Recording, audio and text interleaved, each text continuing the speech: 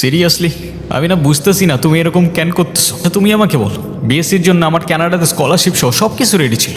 তুমি বললে এখন গেলে নাকি আমি তোমাকে হারাবো, তোমাকে অন্য কোনো ছেলের সাথে বিয়ে দিয়ে দিবে। ওকে ফাইন, আমি সব কিছু ক্যান্সেল করলাম। তারপর তুমি বললা তোমার বাবা বলছে যে বেকার কোনো ছেলের সাথে বিয়ে দিবে না।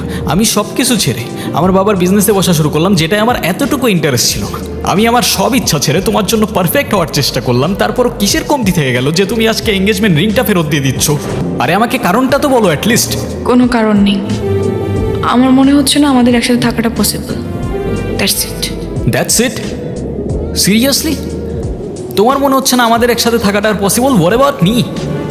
আমার কি মনে হচ্ছে সেটার কোনো ভ্যালু নাই? আমার সাইডটা কে দেখবে রুহি? দেখো, এত কথা বাড়ানোর কোনো মানে নেই, অযথা সময় নষ্ট করো না। সময় তো তুমি আমার নষ্ট করছো। এরকমটাই করার হইলে আমার লাইফটা কেন নষ্ট করলা? ভেঙে ফেলার হইলে সব আগেই ভেঙে ফেলতা, নাকি হুট করে এখন বেটার কাউকে পেয়ে গেছো? তোমার যা ভাবার তুমি তাই ভাবতে পারো, আমার কোনো প্রবলেম নেই। আরে প্রবলেম তোমার থাকবে কেন? প্রবলেম তো তোমার ক্যারেক্টারে। তোমার লাকের প্রবলেম যে তোমার মতো একটা মেয়েকে ভালোবাসছে।